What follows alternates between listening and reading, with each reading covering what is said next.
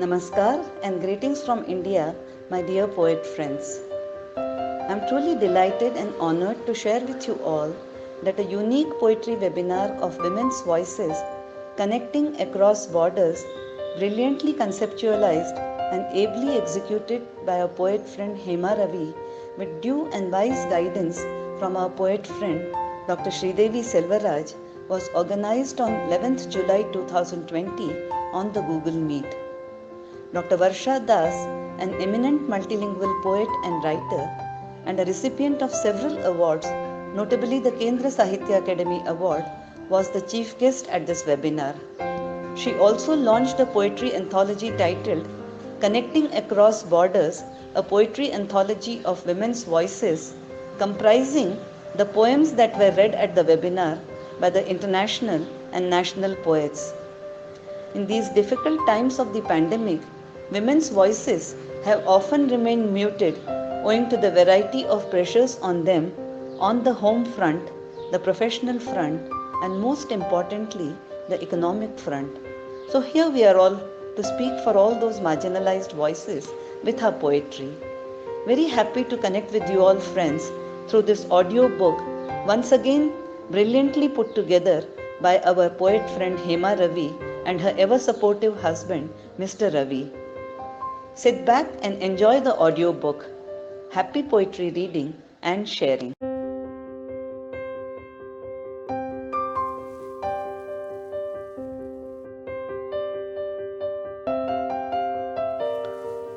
Vanakkam to all my sister poets and poet sisters. I am Andal Priyadarshini and I am here to render my poem Dosa Life. Before going to the actual poem, a small introduction about Dosa itself. We are all great lovers of Dosa and we are all great creators of Dosa also. But what does that Dosa mean? Is it just a ladle of batter? Or is it the life of women themselves? Does it implicate the sweat and tears of women? We have had thousands of women making thousands of dosas in the past. We are having thousands of women making thousands of dosas in the present, and we will be having thousands of women making thousands of dosas in the future also. What does it mean? What does the paraphernalia mean? What does the batter mean? What is the diameter of dosa mean? What is the crispiness? What is the taste? What does it tell? Let us all have a taste of dosa. Now, here goes the poem. Dosa Life. Dosa is her identity. Dosa is her success. Dosa is her twin sister. 10 dosas for one day. 3,650 dosas for 365 days. 2,19,000 dosas in an average of 60 years life. Dosa should not become too burnt out. Dosa should not become too crispy. Dosa should not become break or tear. Dosa is her everyday exam. Every dosa is a public exam. If dosa burns, her life also burns. If dosa is sour, her life is also sour. If dosa breaks, her life also breaks. Her life is like dosa, or dosa is like her life. Whichever way it is, this is the dosa life of all women. Thank you so much.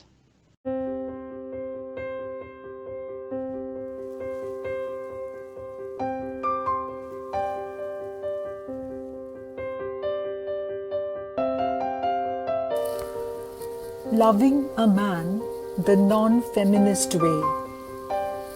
If loving a man is to bring him alive cell by cell to the coveted heights of ecstasy, to never invade his space but be as much mindful to ensure an easy walk lest a shard pricks him, not to tear up ever at the thought of a loss of a precious camaraderie that is too good to be true, simply because it is not an option, for too much has been exchanged with good faith, purity of hearts, and adolescent freshness.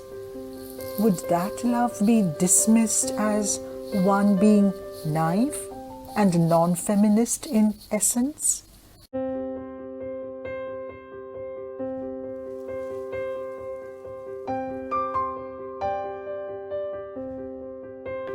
She does not cry. They splash into her inner ocean with sparkling transparence to dissolve in its waves and descend slowly to its depths. The torrents are channeled from her boundless heart, which rolls with all that has crossed her mind and roars with every emotion that has spilt from her eyes. She helps spin the circle of mankind with joy and agony when a new life tears screaming through her body. Grieving when her offspring sin, rejoicing when they soar, the heart gives her eyes many reasons to overflow. When her cheeks get splattered with patriarchal sternness, her demure veil wipes with dignity their silent wetness. How often has society damned the deluge of her eyes when men violated her and smothered her rights? She has lain abandoned, her sobs making the soil damp, as if confiding in the earth, her head on her long-suffering lap. When her dreams leapt to pluck the stars for her crown, her eyes have brimmed as the sky bowed to the ground. Rising to linger, fall and flow, her tears have made her an ocean so. In her is the grit of the unbounded spirit that rides on the waves that she herself creates. Mistake not an occasional splash for weakness or fears. Tell me, have you ever seen the sea in tears?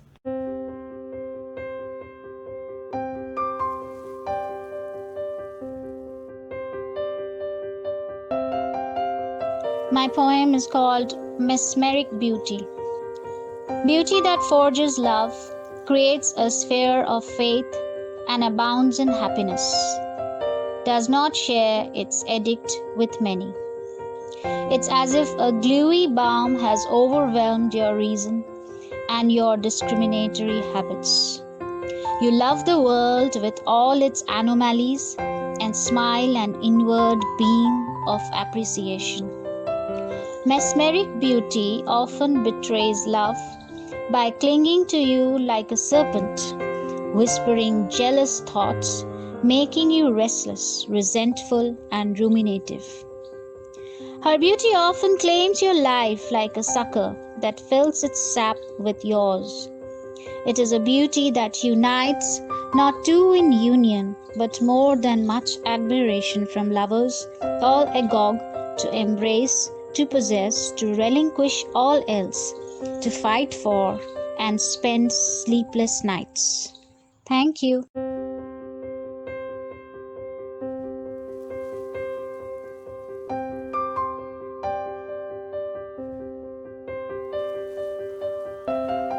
Me and my preposition. At a very young age, ample dreams and simple hopes, puberty fences off everything. Attempted ventures, distempered, dampened.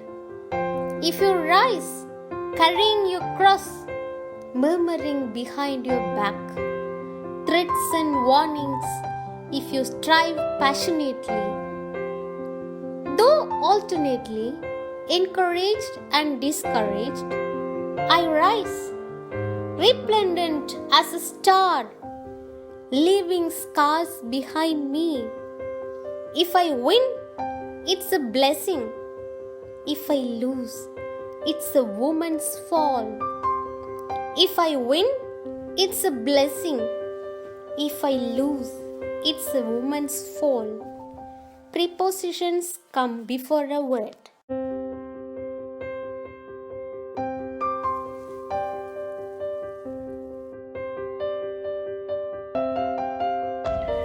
Her resolve. Nonchalantly, she spins in a dervish. Meteors hit her, acid rain squashes her, storms she brews in cathartic fury. Yet she keeps her poise as brine drenches her numb skin, still raw with the wounds.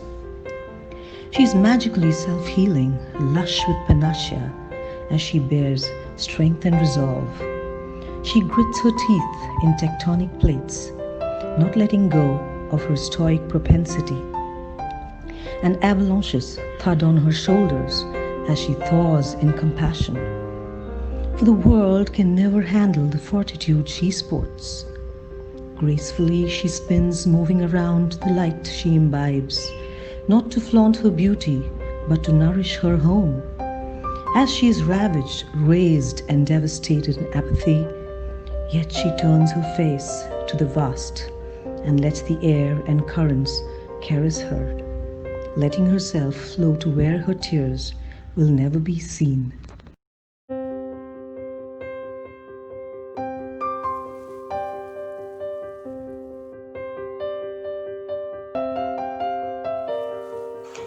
Hello, I am Gulnar Rahim Khan from Chennai, ready for the wedding. So, bride, you are ready for your wedding tomorrow to share with your groom all your joys and your sorrows. You will vow to stick with him through thick and thin. But, my sweet girl, have you forgotten something? Bachelorette parties and bridal showers all done, shopping finished at last, tearful farewells bidden, discussions with the boy and his family consummated. But, my modern maid, has the quintessence been obviated? Each situation foreseen, preemptive precautions built in, all terms cut and dried, and no factor left unexamined. Your salary and savings, profits and properties, his losses and taxes, spendings and liabilities, your vacations, your maternity, his career, his fidelity, his parents, his sisters, your friendship, your family, your rights, your liberties against his duties, responsibilities. A foresighted, far-sighted deal indeed. Yet, is the picture consequently incomplete? Legalities and formalities sealed and secured. The safety and stability of your future ensured. But what's it that's wanting? A precious gem is missing that should shut your eyes tight during the maiden kissing, that should redden your cheeks and send your heart rushing. Alas, dear girl, whither the priceless bridal blushing?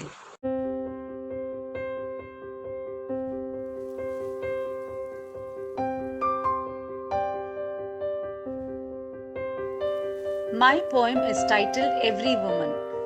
It's a chiral form, a rhyming poem written in quatrains. Each quatrain contains a repeating line or phrase as a refrain. Each line within the poem consists of only 8 syllables. Here it goes. Every woman. Listen to the tinkling laughter. Why then do you let the slaughter limit her reach and basic need? Bear in mind, the sun will still shine. The tender heart bears no ill will. Reflect, she is no run of the mill. Ignore not, instead her pleading heed. Never forget, the sun will still shine. What makes you think sun is better? Forcing her to live in fetters. Watch her march on tall in the lead. Rest assured, the sun will still shine. Education is her birthright, a candlelight in the twilight. More mouths she'll be able to feed. I tell you, the sun will still shine. More mouths she'll be able to feed. I tell you, the sun will still shine. Thank you.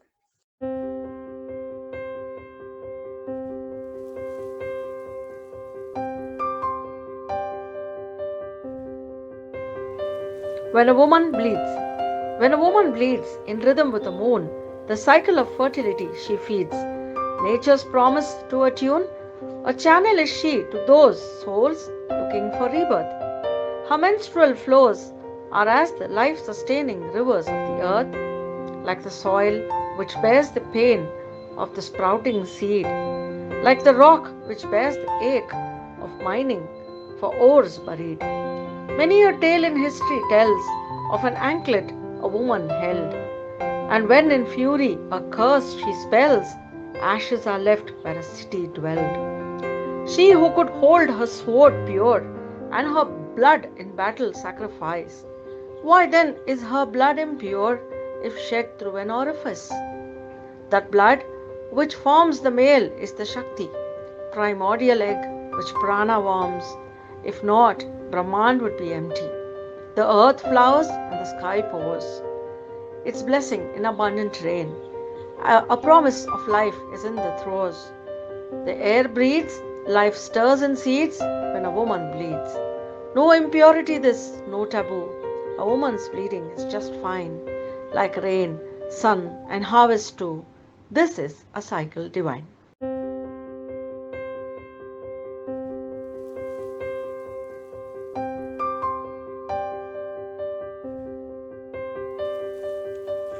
A New World to be Born by Ketoki Dotto.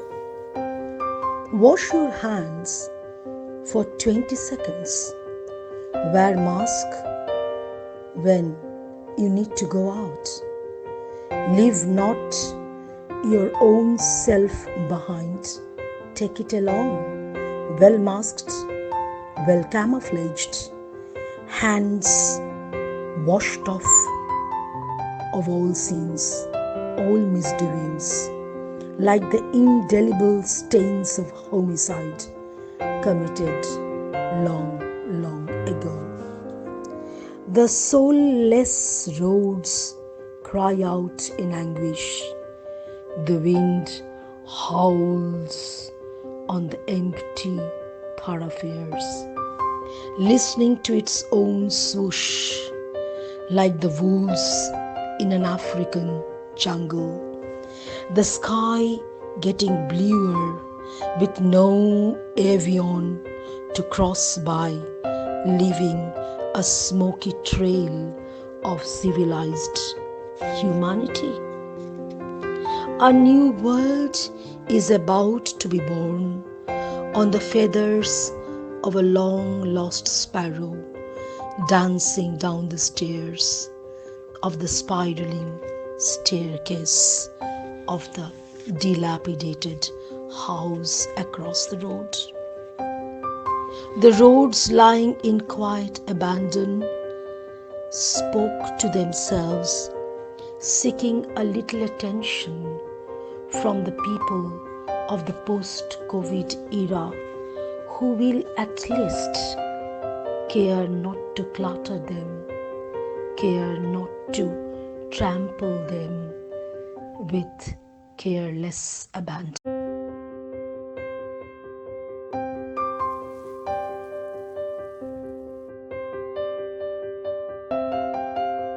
She is Shakti. Affectionately brewing filter coffee begin her mornings. A she is often laden with a long list of responsibilities, breaking barriers, crossing hurdles, and laying paths. From the ashes rise thousands of phoenix. Do we notice the sparkle in the eyes of a hardworking helper, flower seller, and the little girl selling cotton candies, struggling to make their ends meet? With a contented smile they work and leave, teaching humility and gratitude. Amid all the chaos in life, the Shakti in each she flows like a joyful river, planting love, spreading hope, gifting smiles to hers and around. While running from sunrise to moonrise, there are scars hidden, aches she never talks about, frozen tears forgotten to thaw, fearing she might be judged. Let us mutually gift warmth and love, heal and propel the broken, Saki, Saheli, Thori. From seasoning mustard and cumin to operating a joystick, shoveling all the challenges, a truly empowered woman blooms like a dew-kissed rose, eyes full of dreams and a heart full of sunshine to brighten the world.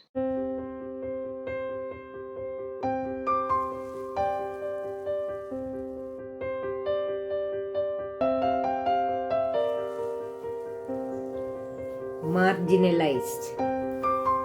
Woman, you need a margin to be marginalized.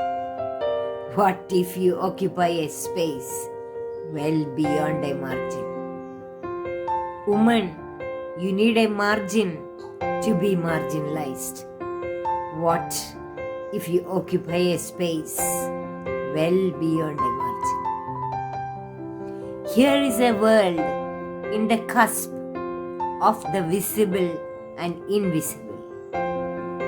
It requires no margin to be taken note of. It is just about seeing and not seeing. Here is a world in the cusp of the visible and invisible. It requires no margin to be taken note of. It's just about seeing and not seeing.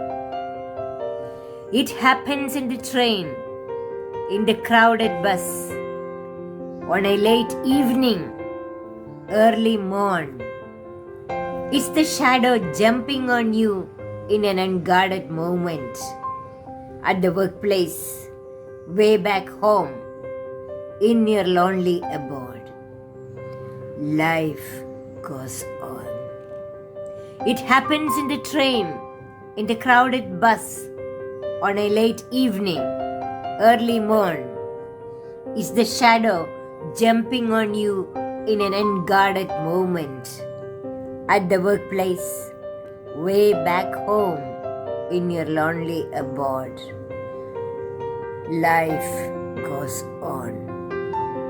It's just another statistical casualty. Life goes on.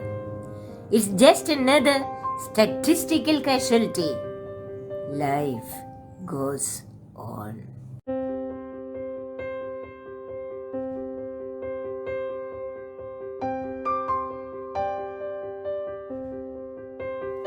The title of my poem is The Cold.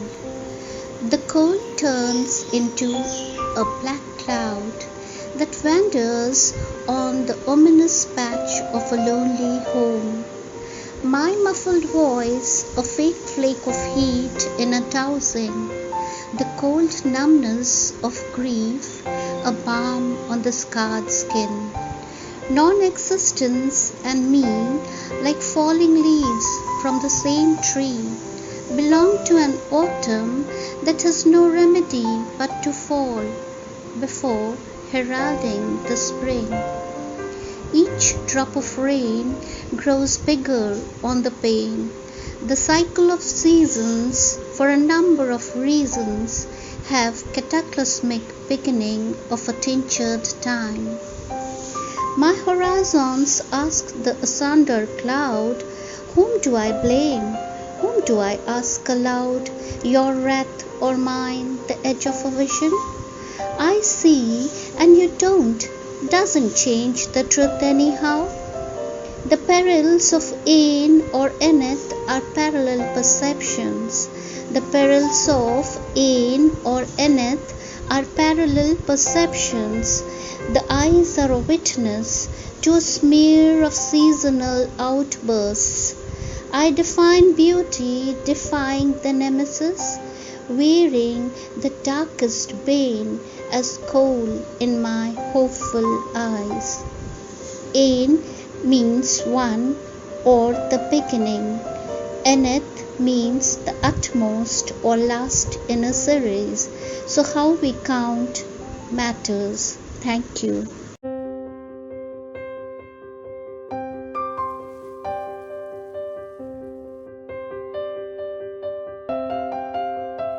Hello friends, the title of my poem is The 21st Century Women. If they are flat-chested, men joke, how will my kids be fed? If they are full-chested, men joke, wow, what a cow. They are the easy praise for those lascivious strays roaming the streets, treating women as treats. They are easy meat for groping hands and a lusty treat for the ogling eyes. The 21st century women also fulfill the all important reproductive role, as if motherhood is their life's mission soul, and if they failed in serving this ultimate goal, they'd lifelong be hauled through the coals. Our police officers, corporate honchos and doctors, astronauts, bureaucrats, maids and bus conductors, playing any role they are assigned with great aplomb, displaying no fear or lack of confidence or any qualm. They march on with determination and grit, keeping intact their innate wisdom and wit.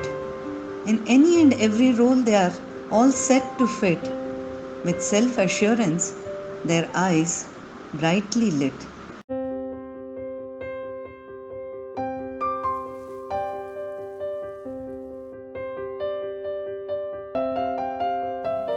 A beautiful woman. An angelic appearance in your face attracts the globe's entire human race. You are the symbol of a significant soul and care men holding every main role. See, still a teenager becomes a mother. The crime of a child marriage is another. You are still confined to the role of a cook. You ought to know the value of a book. You are an asset of people around you. You are a responsible soul in duties you do. You are the light of home when it is dark. You are the fire of energy you do spark. Wherever you are honored, there is life. You are not born to face every single strife. You ever nurtured the citizens of tomorrow. Let your world not gift you any sorrow.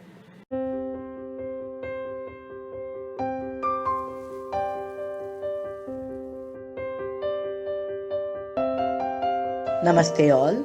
This is Padmini Janardhanan from Chennai, Tamil Nadu, India.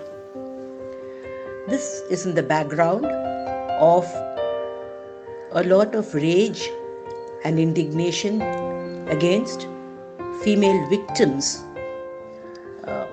who were subject to rape.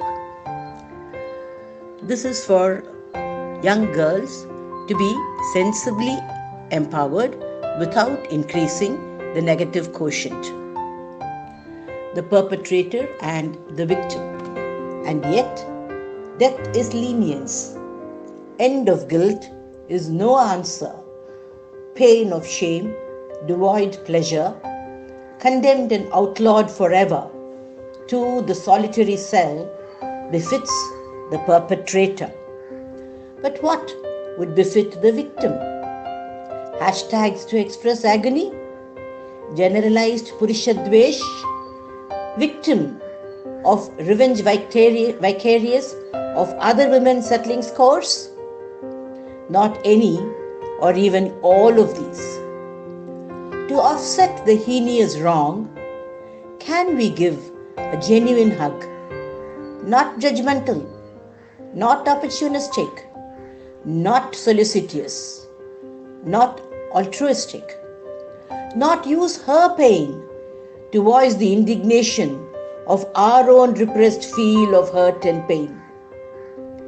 Can we simply put in positive vibes as she reworks the shreds into her she with pride and with confidence, establishing her rightful presence? Can we with empathy simply be as she resurrects her true identity? Thank you.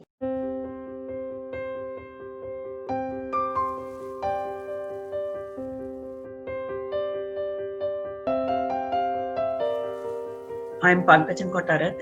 Here is my poem. I am the emperor. Here is my sword. Black serpents crawling in and out of dark hells, condemned, curtailed, and compressed, demand the antidote of annihilation be enforced. I am the emperor. Here is my sword. Words that carry no weight unleash treacherous sanity, pierce like bullets through the skull. Tell honeyed tones of annihilation to be silenced. I am the emperor here. Take my sword and sword. Tears dampen hollowed cheeks in seething abashment as stormy sea crashing upon rock faces. Show the anarchy of annihilation to be set right. I'm the emperor here, come on, glorify my sword. Weak shuddering in fear, as deer in the mouth of lion, wind-tossed tresses torn asunder, has broken mirrors, implies the podium of purgation needs to be purged. I'm the emperor here. It is time to sanctify my sword. The world choking with desire, reeling in rage, rotting in revolt and revenge. All roads lead to annihilation. Swords are not to rust in sheaths. But from somewhere, an Asariri is heard. Give up your sword and take up the pen, and I heed.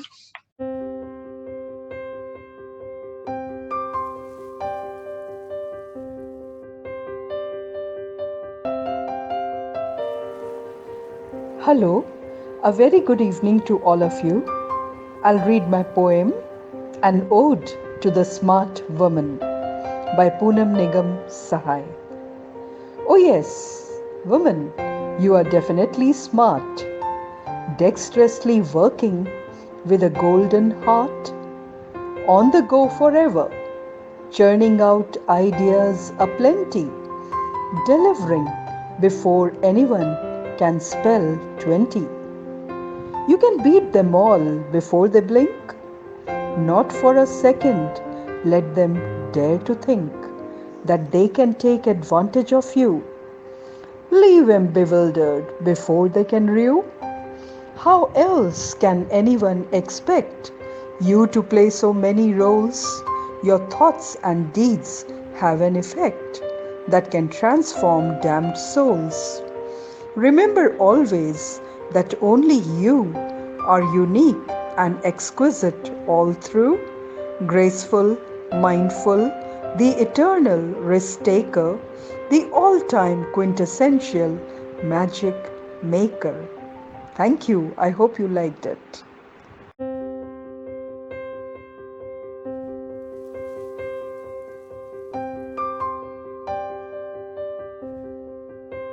Greetings to you all from Mauritius. The title of my poem is Equality for Women. International Day for Women. Only one day a year, good heaven. And other days be in a haze. Question on equality, accept or practice amity, or suppress, oppress, and invite unnecessary stress. Ladies, why not grasp a bone instead of waiting for the moon, which waxes and wanes, shockingly bringing a pain? Instead, invite assiduity and creativity with patience and all positivity to become independent financially, to be able to provide for yourself and your family. Being self-sufficient, you will invite contentment. Why expect equality when you can be self-sustaining fully? No need to seek for approval when you can provide withal with plenteousness and heaps of joyousness. Become your own guiding spirit to be always fit mentally, spiritually, intellectually, and certainly physically. Otherwise, expecting would be trying to find an oasis in Sahara Desert, or the Kalahari Desert, or the driest one, Atacama Desert.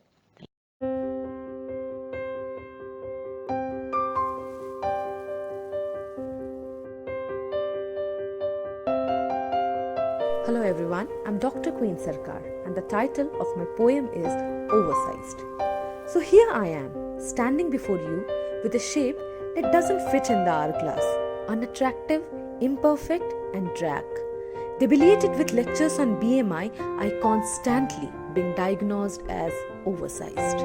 With a humdrum existence and frantic attempts to fit into this world, I screamed inside the locked doors until I passed on like a hackened lure. I masked my face with matte products that tempt to satisfy the cravings that your eyes intend. Result, I started radiating disinterest. I changed my wardrobe and wore kurtas that were sleeved, and at night, the note apps read the taunts I received. Again and again, I bayed at myself for being oversized and for the stretch marks whining my thighs. I pleaded, I cried, and I tried to fit into this world, only to be chastised with dazed alliance. Let's end this drama and get it straight, I said to myself, stepping out the cage. It's time to end the synonymous shame with vehemence and strength. Trolls, tweets, and memes, or even this open mic theme, I'll reach out to each one of you as tales often do. I am not a trophy for this heedless world. I am not a trophy for this heedless world. I am an amaranthine with heart, arteries, and adipocytes. I refuse to be put down and ingest myself with the crown of shame, and no matter what, I have to set this flame. After all, my heart has no bone to shatter. After all, my heart has no bone to shatter. It will keep beating just the same. It will keep beating just the same. Thank you.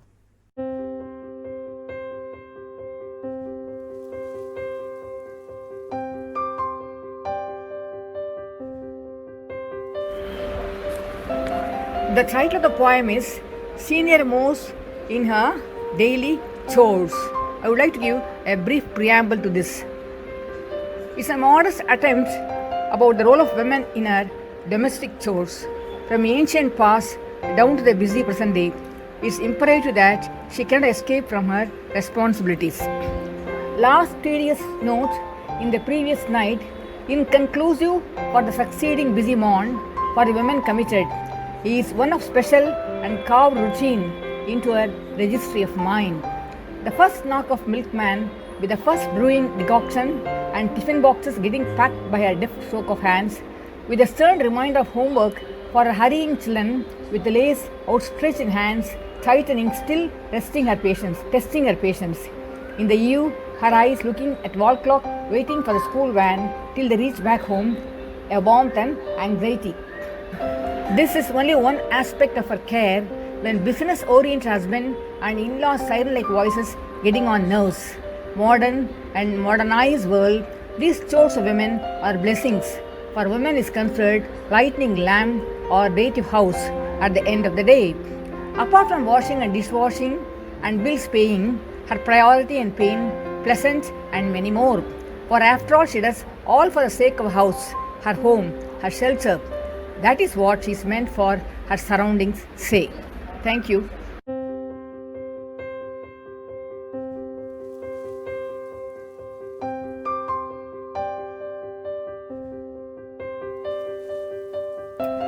Hi everyone, I'm Dr. Raja Rajeswari Sitaraman from Malaysia.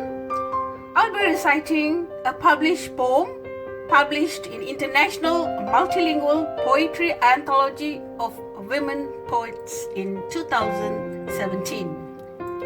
My poem entitled Women. Women sprinkle one's thought with drops of miraculous water to inhale pure air in a grey sky.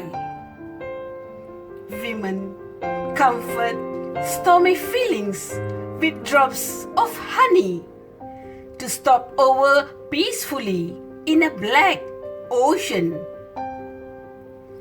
Women spray troubled souls with red ink to be bold and self-reliant in a cruel world.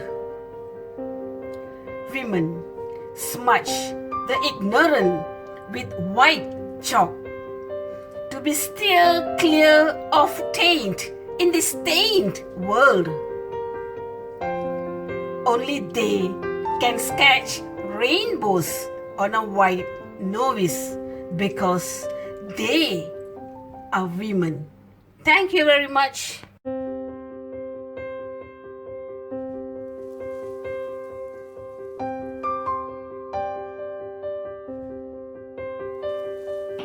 I refuse to be a robot. Enough. Don't treat me like a machine. I am sensitive. A person who needs to be recognized, to be acknowledged for her single-minded efforts, for her keen earnestness, for her complete commitment. Do not treat the woman as a tissue. Home and office, at whom one moment you bark orders and the very next moment expect quick execution of the orders. Prompt compliances. Honor her and her sincerity of labor. Give real respect, not tokens, so that she reciprocates the same. Most warmly, most authentically, let me declare again, I refuse to be a robot, to be a toy, to be a receptacle. I am a flesh, blood and breath human being. Mind it, I am not a robot. I refuse to be one.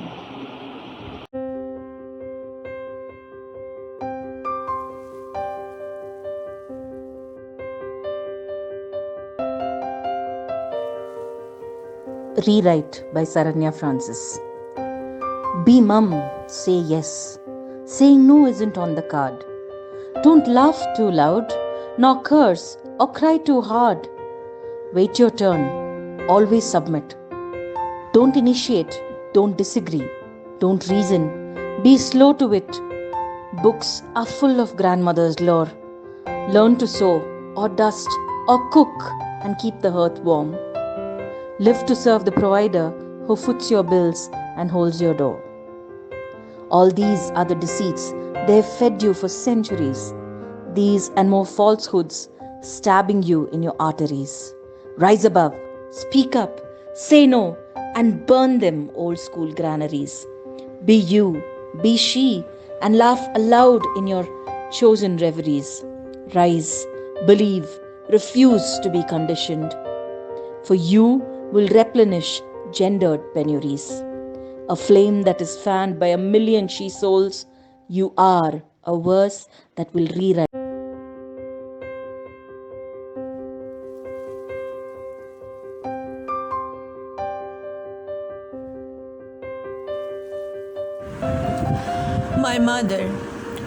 My mother was my first grave, sheltered me in her warm home. My mother was my first mistake, welcomed me to a world against everyone's choice for a boy. My mother was my first adversity, shackled me in a society where eyes make me uncomfortable, filthy. My mother was my first darkness that led me to kill my will, to envelop all the secrets in the heart, where windows are shut to let the light to come in, to deceive myself always. But me, looking at her, can't say anything. She is my only hopelessness. From my birth, I can see me in her, bound to a life with an unending fear for my unborn daughter.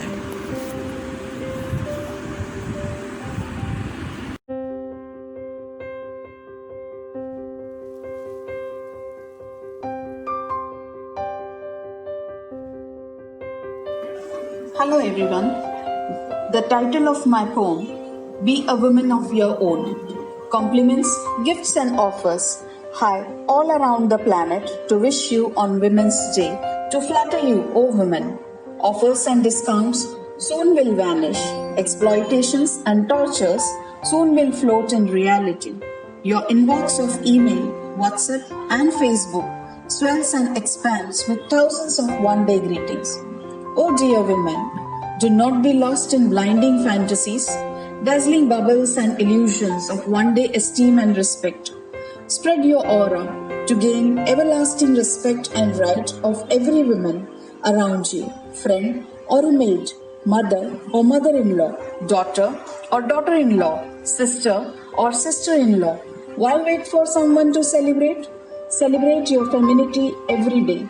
Appreciate your own inner beauty and celestial beauty gifted to you by your mother to be a woman of your own. Thank you.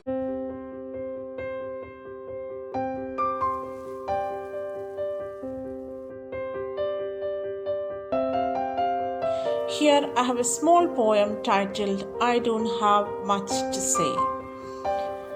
Here is the poem.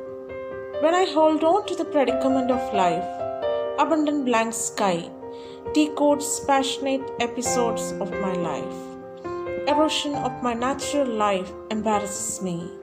My deserted psyche diffuses in a strange way into the broken symphonies of humanity. I thought I have so much to say, but my bare thoughts leave me mute and throw me to containment. In the empty corridors of life, when dead bodies fill the walkways of newly built roads, I stare to eternity from my rooftop. I am unable to pen down anything as everything around me unfolds itself. Just like a silent observer, I listen to her long silence. And when I hold on to the predicament of life, I don't have much to say. Thank you so much.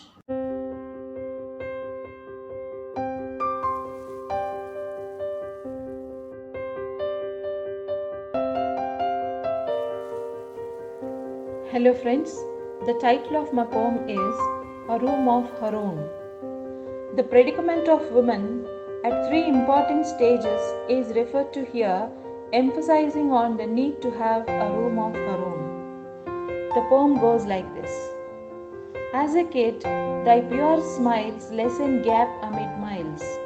Thy innocent tears bring the kith and kin near. Thy silly fears get childhood memories clear. Thy lovely prattle settles pretty baffling battles. Thy lively existence gives life's real significance. As a maiden, thou art the stirring mass of charishma. Thou art the luring wealth of gleaming glamour. Thou make dreamy men readily renounce celibacy. Thy glances land crazy chaps in drowsy enigma. Thy rational denial makes them distressed lunatics. As a wife, thou smile when anguish cries painfully. Oblige politely when thou wish to revolt fervidly. Awake vigilantly when thy lids doze off heavily. Empathize totally when thou wish to punish firmly. Produce life, though jeopardize your own purposefully. But thou sans the right to speak freely on what you wish. Sans any choice to relish your fondness merrily. Sans right to travel on par with thy maternal family. Sans love and respect, still a pariah and an outcast. Sans any room left in the sweet home to thee, the Maker.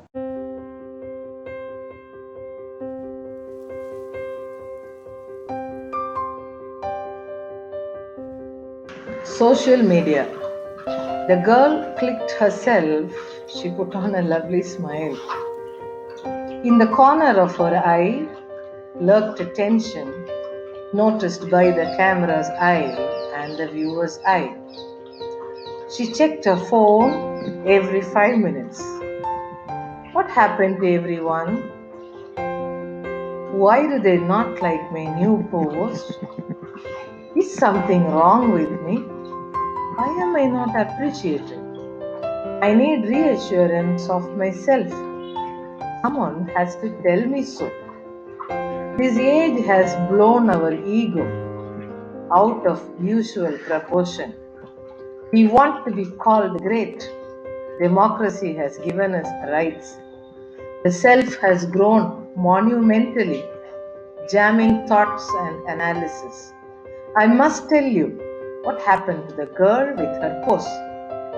Actually, I don't know. Really, we live in a post-truth world. Nobody really knows anything. This is only one version of the story. It may be a limited edition. For all you know, believe me. I only hope my version is wrong and the girl lived on with hope.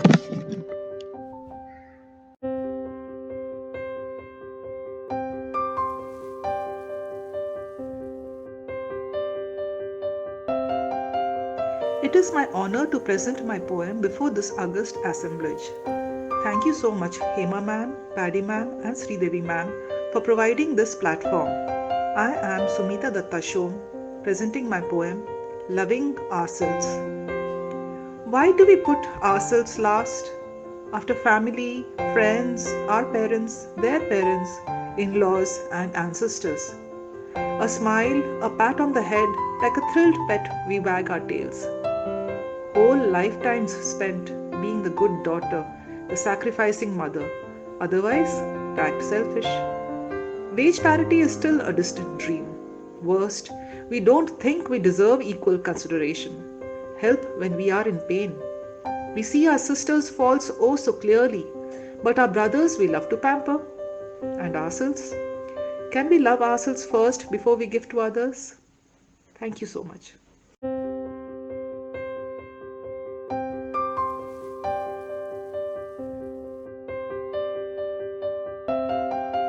Hi, the poem is titled Is This Love? When their eyes met each other's, her heart in anticipation began to flutter. A pink blush suffused her cheeks. She felt terribly weak in her knees. Her trembling palms were cold. On herself she couldn't get a hold. Past his home she walked. A glance of him she sought. His close family she befriended. About her love for him she shared. Day and night she dreamt of him. Yearning for him was her only whim. To his mannerisms she was attracted. To his likes she quickly adapted.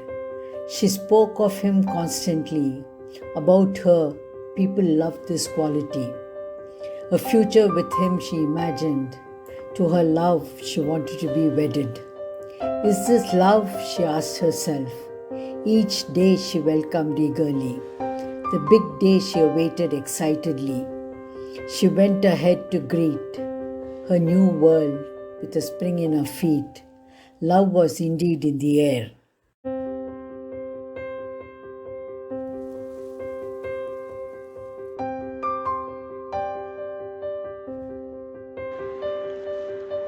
Resounding echoes.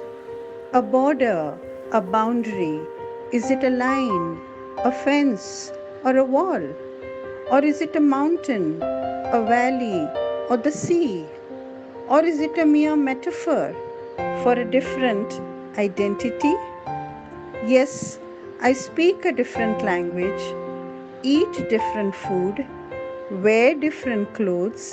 The color of my skin is different, but I was born exactly the way the girl across the border was born, was breastfed as she was, and was loved by my parents exactly as she was.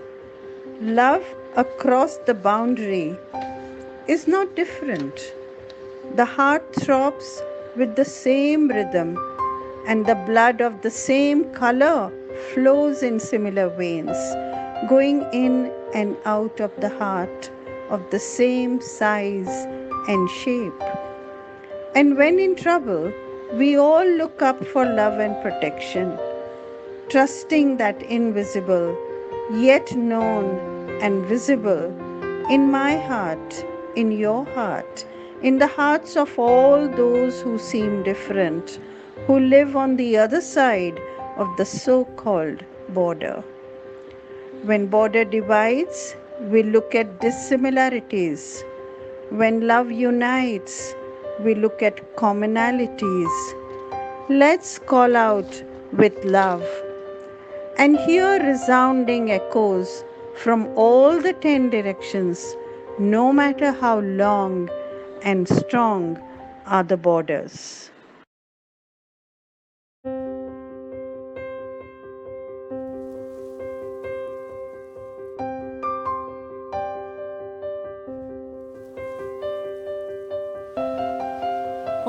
Hers to Decide, a pantomime poem by Vidya Shankar, a poet from Chennai, India. The pantomime, which originated in Malaysia in the 15th century as a short folk poem, is a poem of any length composed of 4-line stanzas in which the second and fourth lines of each stanza serve as the first and third lines of the next stanza. The last line of a pantomime is often the same as the first. So here I go. I'm scared, she says through copious tears, that people will think me a monster. Oh, how I wish I didn't have to have my baby. Maybe later, when she isn't crying so much. Not now. How can I tell her just now that she had a choice? Her womb was only hers to decide. Oh, how I wish I didn't have to have my baby. But a woman is born to birth, isn't she? That she had a choice. Her womb was only hers to decide. Never did belong to society to rule the woman and her womb. But a woman is born to birth, isn't she? I'm scared, she says through copious tears, that people will think me a monster. Never did belong to society to rule the woman and her womb. Maybe later when she isn't crying so much. Not now. How can I tell her just now? How cleverly society has conditioned the female psyche. Never did belong to society to rule the woman and her womb. So we progenate unquestioningly, unasked and sympathetically. I am scared, she says through copious tears, that people will think me a monster. Listening to the voices of contemporary women and reading their poems have been a great experience. Each poet vibrates with energy and dynamism. Contemporary women reflect confidence and poise and show that they have successfully managed to balance the domestic space and the public sphere. They celebrate womanhood and are aware of what they are doing.